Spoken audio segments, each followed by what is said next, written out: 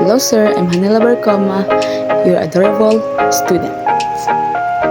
C++ is a high-performance compiled general-purpose programming language developed by these two men in 1983.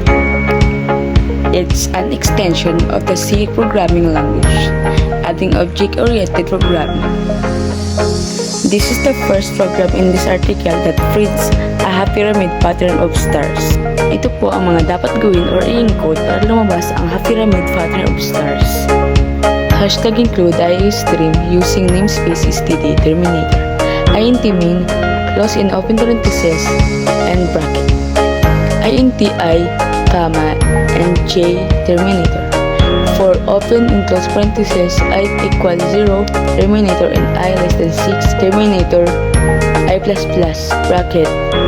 For open and close parentheses, j is equal to 0, comma, j less than and equal I, terminator, and j++. Cout, less than,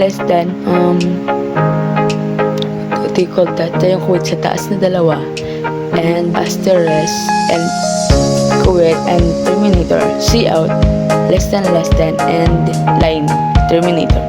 And comma, cout, less than, and line, terminator, return 0, terminator. Yes, success!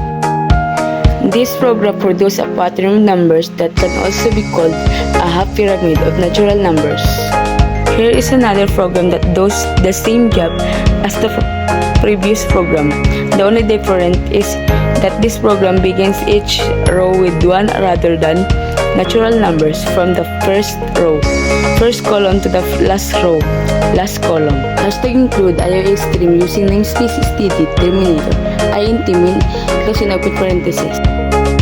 So ayun, nakikita nyo naman sa nakasulat sa screen natin kung ano ba ang mga dapat mong i-encode para maging success ang iyong gawain.